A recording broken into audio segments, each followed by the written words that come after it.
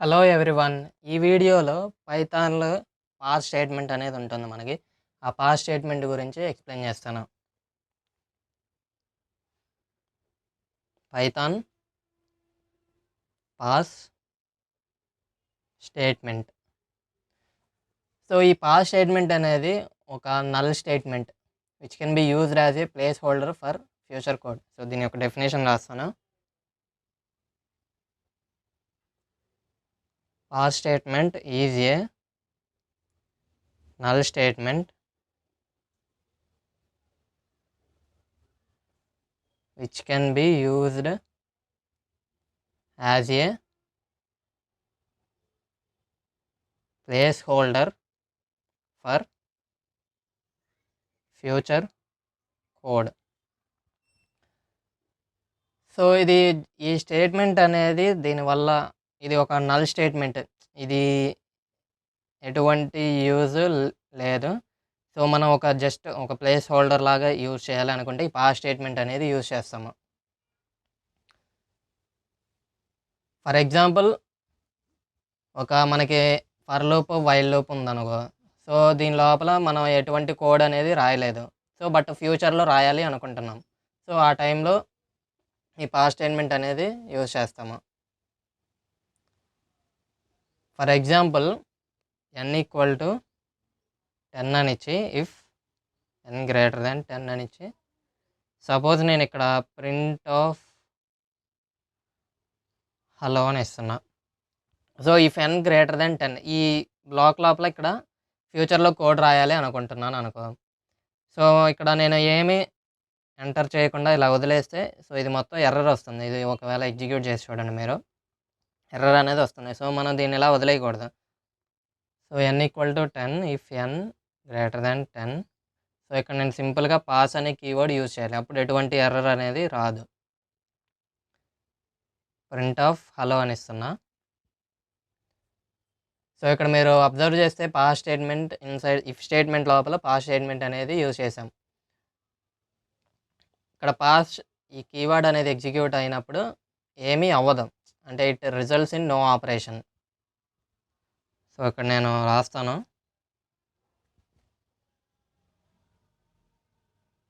Nothing happens when the pass is executed. It results in no operation. ఎటువంటి operation అనేది perform చేయదు. దీన్ని no operation అంటాం. సింపుల్గా షార్ట్కట్లో NOP అంటారు దీన్ని. ఒకవేళ సపోజ్ ఇక్కడ n ఈక్వల్ టు 10 అని ఇచ్చి ఇఫ్ n గ్రేటర్ దాన్ 10 ఇచ్చాను. సో, ఇక్కడ జస్ట్ ఇలా కమెంట్ లాగా ఇచ్చినా కూడా రైట్ కోడ్ లేటర్ అని ఇచ్చా. ప్రింట్ ఆఫ్ హలో అని ఇచ్చా. సో, మీరు ఇలాగ రాసినా కానీ here will get an error message. So, మనకి ఎర్రర్ మెసేజ్ అనేది వస్తుంది ఇది ఎగ్జిక్యూట్ చేసినప్పుడు. ఏమని వస్తుందంటే ఇండెంటేషన్ ఎర్రర్ వస్తుంది. ఇండెంటేషన్ ఎర్రర్ అని వస్తుంది. Expected and indented block. ఎందుకంటే ఇక్కడ మనకి స్పేసెస్ అనేది కరెక్ట్గా లేవు. సో, ఇండెంటేషన్ ఎర్రర్ అనేది వస్తుంది. సో, ఈ కమెంట్స్కి పాస్ స్టేట్మెంట్కి మీరు డిఫరెన్స్ అడగచ్చు. So, the difference between comment and pass statement in Python is that while the interpreter ignores a comment entirely.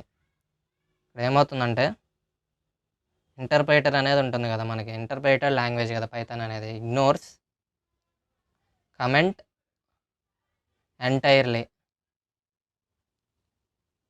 So, ఈ కమెంట్స్ అనేది అసలు ఇంటర్ప్రిటర్ ఎగ్జిక్యూట్ చెయ్యదు అసలు. బట్ పాస్ స్టేట్మెంట్ని ఎగ్జిక్యూట్ చేస్తుంది.